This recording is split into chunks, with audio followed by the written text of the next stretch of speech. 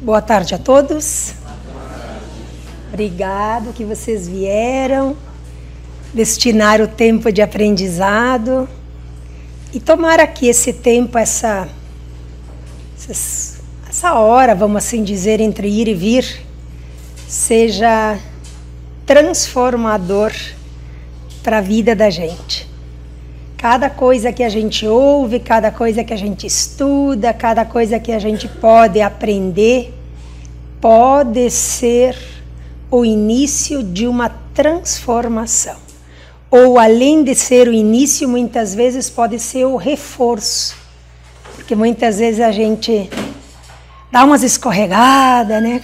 Quantas vezes durante o dia nós não damos umas escorregadas e daí a gente tem que puxar o pezinho de volta, refazer, refortalecer e retomar o caminho. Então a gente vai começar o nosso encontro de hoje, unindo os nossos corações, sentindo que do alto descem luzes que só o nosso íntimo pode perceber, mas elas estão aqui. Os benfeitores estão aqui. Esse sentimento de aconchego, de ternura, como que um abraço dado nesse momento no colo, nos braços calorosos de Jesus. A gente se sente acolhido, fortalecido e a gente agradece ao Mestre, aquele que nos ensina a tudo aquilo, a todas as possibilidades que a vida nos dá, mesmo as dores, para que elas sejam proveitosas, que elas me façam pensar, que elas me permitam me transformar. E assim, que esse momento de paz, de luz, encha os vossos corações. Que assim seja. Nesse mês, a casa vai tratar basicamente, claro que tem os assuntos de família também, mas basicamente da obra O Céu e o Inferno. Para quem vem na casa espírita, a gente deduz que pelo menos simpatizam com a doutrina espírita. Mas o aproveitamento, se além de simpatizar com a doutrina espírita, a gente destinar um pouco de tempo para estudar o que as obras da doutrina espírita nos trazem de esclarecimento, vai ser o que a gente chama de salto quântico. É uma decolagem no aprendizado. E a doutrina espírita, ela não é a doutrina dos homens, não foi uma ideia dos homens. Ela foi sim uma ideia que veio do alto, que a gente chama de a terceira revelação. Ditada, escrita, exemplificada, comprovada pela manifestação dos espíritos. Então, quem ainda pode, além de simpatizar com a doutrina espírita, puder estudar, vai dar uma galopada no aprendizado e no aproveitamento. Então, a gente está estudando, está refletindo sobre o Céu e o Inferno, que é este livro aqui, ó. Um dos 5 livros da codificação espírita. São 5, só 5 livros, riquíssimos, mas são 5 livros. É a 4ª obra que embasa, que estrutura, que ensina sobre a doutrina espírita. Então o título dele é O Céu e o Inferno, ou a Justiça Divina. Justiça divina. Então não é justiça dos homens, é justiça do alto, segundo o Espiritismo. Então essa é a obra. Ela foi publicada em 1865, em Paris, por Allan Kardec. E, inexplicavelmente, o Céu e o Inferno e a Gênese, que é a última obra da codificação espírita, são as duas obras talvez menos estudadas e lidas pelos espíritas. É uma pena, porque ela é a obra Céu e Inferno, é um monumento de aprendizado. O livro questiona, explica muito sobre a vida futura. Hoje o tema é o futuro e o nada. São duas versões que a gente vai falar aqui hoje. Na verdade, a gente vai falar de 3, mas é o título do primeiro capítulo da obra O Céu e o Inferno. Então, nessa obra O Céu e o Inferno, vai ter, porque eu não acredito que vocês não tenham dúvidas sobre como será a minha passagem para o outro lado quando eu passar pelo túmulo. Porque, afinal de contas, ninguém escapa dessa experiência. Vocês não se questionam? Vocês não têm dúvidas? Nessa obra é abordado claramente. Existe o céu? Existe o inferno? Existe o purgatório? Como que a gente não se pergunta? A gente se pergunta, sim. Será que existe mesmo? Como será? Essa obra traz tudo isso daí. E será que aquilo que eu fiz de errado vai gerar penas e castigos eternos? Será que aquilo que muitas vezes a gente traz lá da doutrina católica, aquele fogo que arde no inferno, ele existe de verdade? Será? A obra explica, a obra fala sobre isso. E na hora de desencarnar, na hora que é a passagem, será que dói? Será que aqueles que caíram do avião passaram dor? A gente se pergunta, como não? A obra explica. Vocês vejam a importância de estudar uma obra que fundamenta o entendimento. E como é que se vive, então, se a gente é uma alma, um espírito imortal? Porque, afinal de contas, cremos que não morremos, deixaremos o corpo. Como que a gente vive do outro lado? Vocês não se perguntam? Como será? Quantas vezes eu já não vivi lá e agora eu não me lembro mais? Nessa obra está tudo explicado. Por quê? Porque ela traz relatos de espíritos que dizem: assim eu estou aqui, assim eu percebi a vida espiritual. Aí eles dizem: por favor, creiam, a vida não cessa.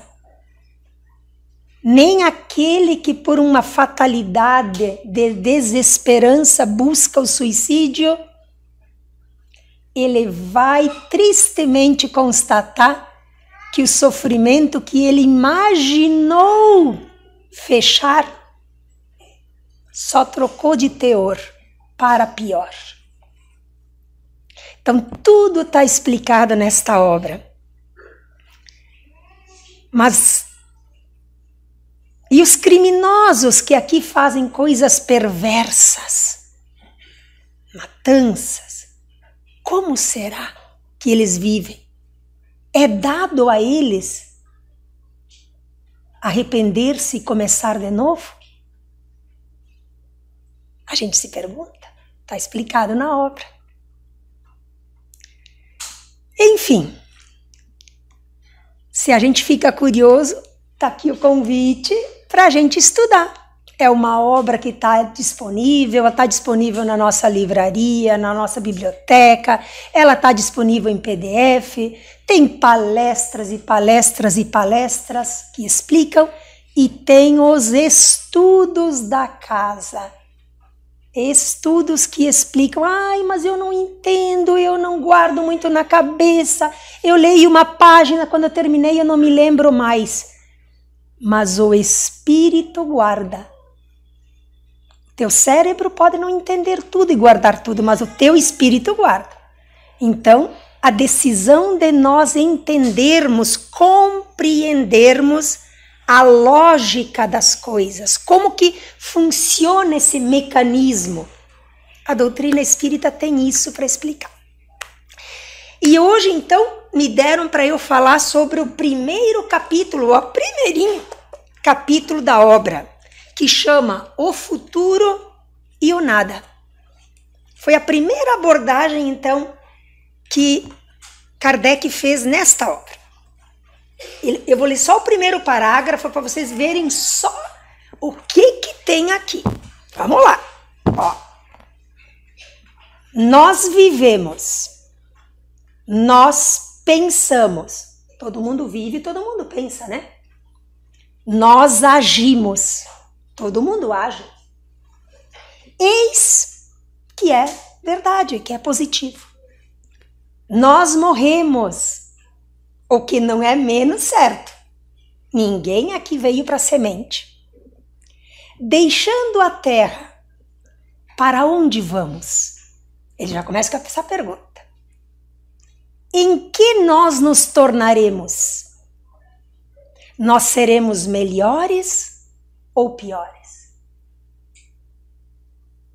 Seremos alguma coisa ou seremos o nada? Ele pergunta. Ser ou não ser? Essa é a pergunta e alternativas. Seremos para sempre ou para o nunca? É tudo ou é nada? Tudo perguntas. Ou viveremos eternamente? Ou tudo se acabará sem retorno? Eu acho que é impossível que nós nunca nos tenhamos perguntado. Aí ele diz, vale bem a pena pensar nisso. Então, só o primeiro, olha aqui, ó. 1, 2, 3, 4, 6 linhas do livro. As primeiras 6. Vocês já sentiram o teor do que é essa obra, né? Muito bonita. Agora, então, eu vou tentar resumir tudo que tem nesse capítulo aqui para tentar ser clara para vocês. Em que nós cremos? No nada? Que tudo acaba? Ou no futuro, depois da vida física? No amanhã, depois do túmulo? O Kardec abordou nesse capítulo 3 possibilidades que os homens, no geral, levantam de pensamento. Tem aqueles, e agora eu tenho certeza que todo mundo conhece alguém que diz assim, que nada, passado aqui termina tudo, que eu vou me preocupar, vou viver agora? Eu duvido que a gente não tenha ouvido pessoas que dizem isso. Então, a primeira possibilidade, ele diz, ó, há homens que dizem que tudo termina. É uma doutrina, um conhecimento, uma conduta chamada de neantismo, ou nadismo, ou nada, ou nadismo. Aí depois ele diz, tem uma segunda posição dos homens, porque a gente já sabe, né? Nós vivemos, na nossa grande maioria, junto com pessoas que têm um desenvolvimento de espiritualidade, muitas vezes até rudimentar, mas, né? Tem. E aí ele diz assim, ó, existe aqueles, então, que têm um pouco de fé, um pouco de conhecimento, mas também na hora do acreditar na vida que virá, mais ou menos. Aí eles dizem assim, por exemplo, as religiões orientais têm muito do que eu vou dizer agora, que é uma coisa chamada panteísmo. É uma outro grupo, vamos assim dizer. E tem a terceira abordagem que o Kardec faz, então, o nada, os que creem mais ou menos, um pouquinho, um pouco ali, um pouco aqui, e o que a doutrina espírita traz de conhecimento. Aí ele diz assim, ó, no espiritismo, a compreensão... Agora, olhem bem, vamos prestar bem atenção para a gente ver o que a gente vem fazer aqui mesmo quando a gente vem numa palestra. A compreensão das coisas, ó, compreender as coisas, através da comprovação de que a vida continua. Se assim não crêssemos, não estaríamos aqui. Pelo menos eu tenho convicção que todos nós que estamos aqui cremos que após a passagem, nova vida continuará. A mesma vida continuará com outro jeito. A vida continua com o desenvolvimento da nossa responsabilidade sobre aquilo que fazemos. Não é verdade que a gente tenha consciência sobre o que eu faço, como faço? Eu tenho certeza que todos nós temos isso daí. Nós estamos buscando desenvolver a nossa moralidade. Quem vem aqui sentar na cadeira para assistir uma palestra não está buscando outra coisa senão querer ser melhor, agir melhor, ajudar melhor, receber melhor, viver melhor. Desenvolver isso se chama desenvolver a moralidade, aquilo que é moral. E com isso, desenvolver essa melhora constante e por conta dessa vontade de ser melhor, nós começamos a construir, nem que seja um pouquinho, mas a felicidade terrena. A felicidade, Jesus disse, a felicidade completa não é deste mundo, porque deste mundo seria só se eu pensasse nas coisas materiais. Mas a gente pode desenvolver o sentimento de felicidade quando? Quando eu quero ser melhor. E com isso, construindo esse sentimento de ser melhor através da minha vontade, porque não é o outro que me obriga, é eu quero ser melhor e por conta disso eu me esforço. Vontade e esforço. Agora então são essas três. Agora eu vou falar rapidamente sobre o nada. Pela crença do nada, aqueles que dizem que não termina, não dá nada, vamos viver agora e pronto. O homem inevitavelmente concentra o seu pensamento na vida presente. Não haveria com o que se preocupar com o futuro, do qual ele nem se preocupa. Os que dizem, vou viver hoje, eles pensam assim, eu conheço pessoas que dizem isso. Conheço. Vamos desfrutar o que está aqui e agora. Vamos desfrutar o máximo. Pois depois disso tudo, acabará. Vai acabar. Para que eu vou me importar? Tem gente que diz, muita gente. Vamos aproveitar depressa, pois não sabemos quanto tempo durará. Então esse é o pensamento daqueles... E aí o Kardec diz assim, observem se os amigos que dizem isso, ou conhecidos que dizem isso, não buscam maneiras de se esquivar de suas consequências morais. É uma maneira de fugir. Tinha uma pessoa uma vez que me disse assim, eu mandei até um texto para ele, uma época de uma situação, ele disse, olha, tu sabe que eu ouvi aquele texto e até gostei, mas ele disse para mim assim, mas eu achei que ser espírita é muito difícil. Nessa encarnação, nesta vida, ele disse para mim, não disse encarnação, nesta vida eu não quero ser espírita. É muito exigente. Ele me disse isso. Aí o Kardec diz assim, na maioria desses incrédulos do nada, olha o que ele diz ali, há mais fanfarronices, sabe os caras fanfarrão que dizem da boca para fora? Do que incredulidade verdadeira. Porque, na maioria das vezes, eles têm mais medo do nada do que desejam fazer parecer. Sabe o cara fanfarrão que não quer pensar em nada? Geralmente é essa realidade que acontece. Então, esses são os do nada. Aqueles que são o mais ou menos. Agora vamos lá. Não é o mais ou menos, é uma outra visão. Eu vou tentar, porque o tempo não permite muito. Sobre o panteísmo, que é a segunda opção. Ela admite, então, a doutrina do panteísmo, ela admite a existência de um princípio inteligente, de uma alma, que há mais coisas do que a matéria. Só que ela diz que o indivíduo absorve em si, ao nascer, uma parcela desse princípio inteligente, que é a alma, que lhe dá vida, porém, quando ele morre, a crença dessa ala espiritualista, digamos assim, ela diz, olha, este ser, ele se junta a um todo do universo como se fosse uma gota no oceano. Ela não tem mais uma vida a cuidar depois do túmulo.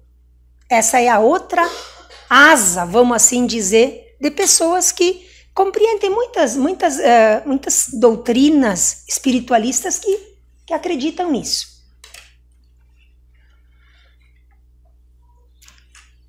Aí ele diz assim, a terceira possibilidade é o que a doutrina espírita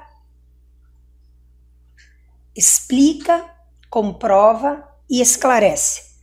Ela diz que, essa então é o que a doutrina espírita diz, todos nós somos seres imortais. Nós vivemos experiências na Terra, mas nós não morreremos. E nós somos individuais para sempre. Por isso que tem aquela explicação que diz assim, ó, Deus nos conhece pelo nome. Se Deus nos conhece pelo homem, quando eu termino uma existência, começo outra, Deus continua nos conhecendo. O que prova isso? Que nós temos vidas que têm um estágio de existência na Terra, volta para o mundo espiritual, retorna através do princípio da reencarnação. Para quê? Para a gente voltar, fazer aquilo que ficou pendente. Quando a gente vai fazer uma viagem ou se troca de cidade ou coisa do gênero, quando a gente volta para casa, digamos, muitas vezes para a sua cidade natal, a gente diz, eu vou voltar para resolver umas coisas que ficaram pendentes. Por quê? Porque nós temos dentro de nós sempre o chamamento de resolver algo que ficou pendente. Isto é o princípio da reencarnação. É nascer de novo para resolver alguma coisa que não ficou bem resolvida. Então, esta última é aonde a lógica, a compreensão, o entendimento conduz. Mas isso é só, digamos assim, particularmente da doutrina espírita? Não é só da doutrina espírita. A doutrina católica, as doutrinas reformadas, as evangélicas, elas também creem que a vida não cessa. Não é só nossa. Então, o que diferencia nós? Agora a gente já deu um salto para frente. O que diferencia nós da doutrina espírita para essas que também creem que a vida não cessa, mas de outro jeito?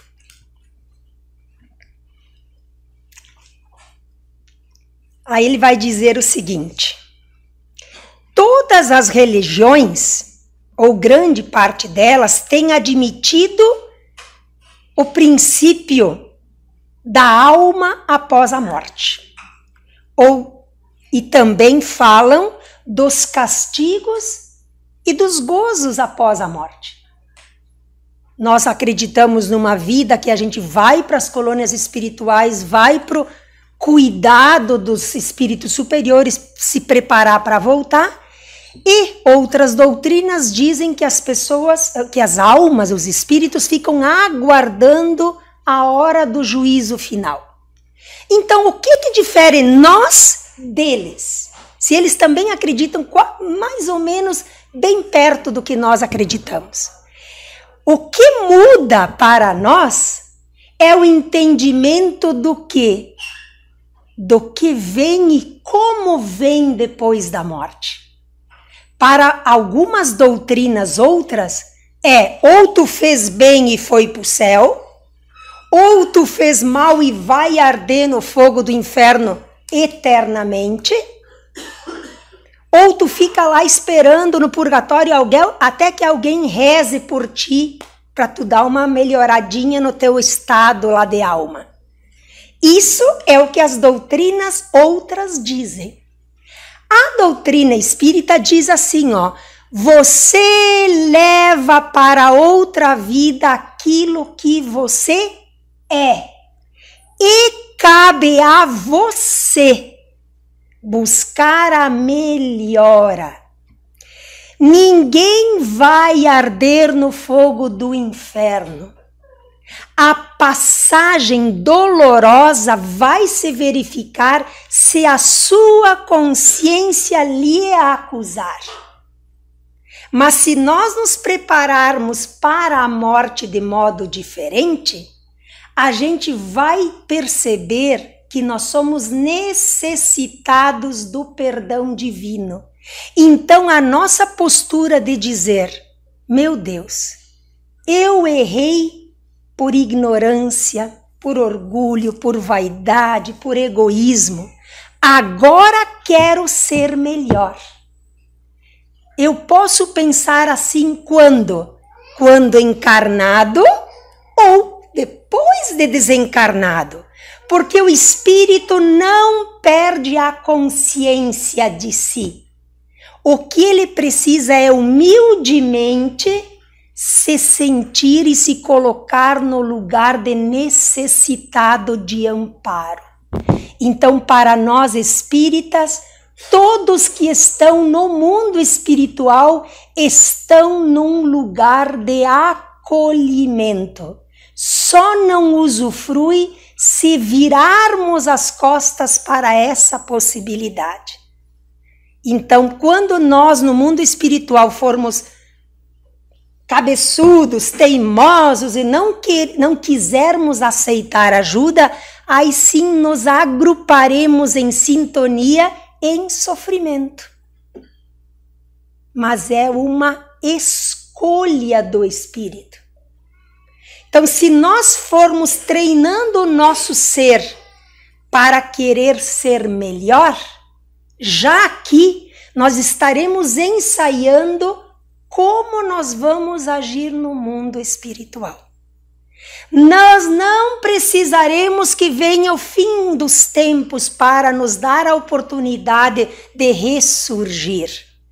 Ressurgiremos tão logo nos sentirmos capazes de retornar novamente à vida física para fazer o quê? Para ir lá resolver alguns probleminhas que eu deixei pendente. Isto é reencarnação. Não sei se vocês conseguiram, todo mundo conseguiu pegar o raciocínio. Então, isso nos difere. É essa crença, essa certeza, essa fé no futuro, porque a doutrina espírita praticamente desenha para nós o que é a vida futura. E como é que ela desenha para nós como é a vida futura? Através da manifestação dos espíritos que já foram para a vida futura, estão lá e vêm se manifestar aqui, o que a gente chama de fenômenos mediúnicos. Então, a ciência espírita, ela se sustenta naquilo que a ciência dos homens não consegue refutar. Muitos cientistas são absolutamente materialistas, mas muitos já começam a tirar o pezinho ali do freio, porque eles dizem, não é possível. Não há ordem das coisas, ordem do universo, ordem das coisas sem uma grande inteligência. Como é que o universo, a natureza pode ser tão perfeita se não houver uma inteligência que governa? Quando eu abro o meu roupeiro e eu vejo que está tudo bagunçado lá dentro, e eu digo, misericórdia, deixa eu arrumar isso aqui, porque estou até com vergonha se alguém abrir o meu roupeiro. A minha inteligência vai organizar, vai ver o que precisa, o que não precisa. Vocês entenderam? Arrumar as panelas, os pratos lá nas prateleiras, na pia lá em casa. Aí não há ordem sem inteligência. E não há ordem sem esforço. E é assim que nós devemos organizar a nossa vida, com ordem, com inteligência, com esforço.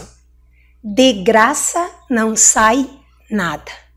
Nem almoço grátis não tem para ninguém. Quando tem grátis, alguém pagou. Entenderam que as coisas têm lógica? É isso que a doutrina espírita vem dizer. É assim que é o futuro. E não é da invencionice de alguém. Não, não é. É pela manifestação dos espíritos que aqui está tudo escrito.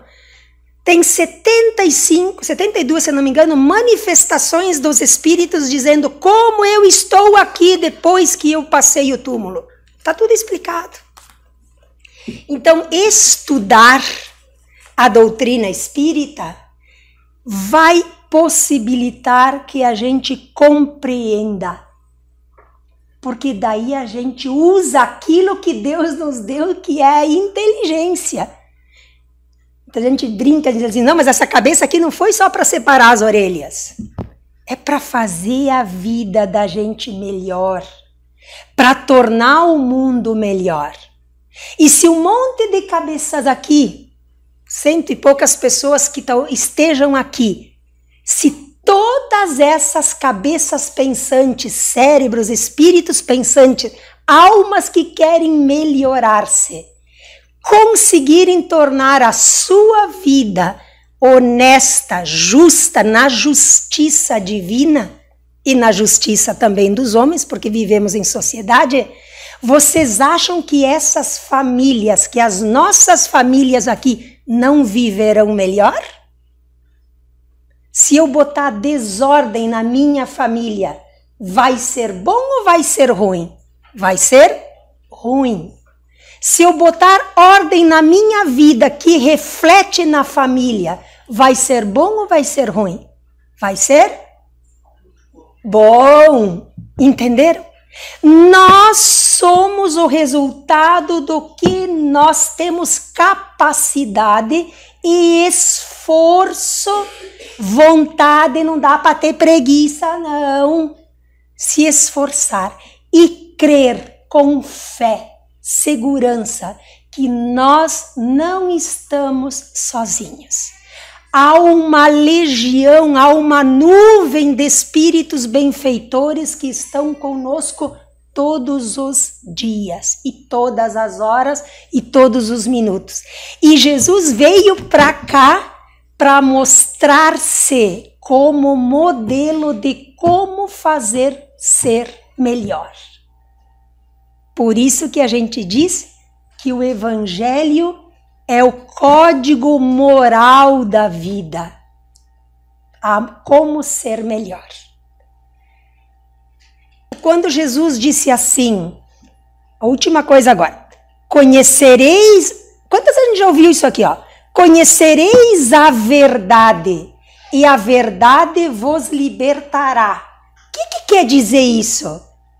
Conhecer a verdade das coisas, porque a doutrina espírita é lúcida, límpida para explicar a verdade das coisas para nós. Se conhecerdes as verdades, vocês se tornarão livres para fazer o bem, sem ser empurrado por ninguém. Essa é a verdade. Eu escolho ser melhor Eu escolho pela minha vontade querer fazer a minha vida melhor e, por consequência, o mundo melhor.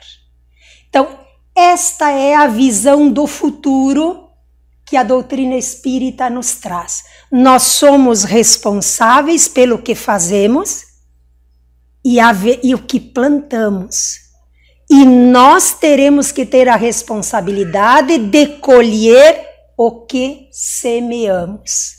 Cada um com a sua colheita. Era isso, teria muito mais assunto, mas vamos parar. Vamos fazer a nossa prece de encerramento. Pedindo então agora, cada um imagine que através das mãos dos médiuns, que são apenas mãos que intermediam o que vem do alto, imaginem a luz que vem do alto nesse momento, encharcando, abundando no nosso coração, uma luz, uma fé, uma fortaleza, uma alegria de ser cristão. Então levemos todos a paz, a felicidade e o propósito do bem que hoje viemos aqui refletir. Que a luz, que a paz, que nesse momento paira nos vossos corações, vos acompanhe hoje e sempre. Que assim seja.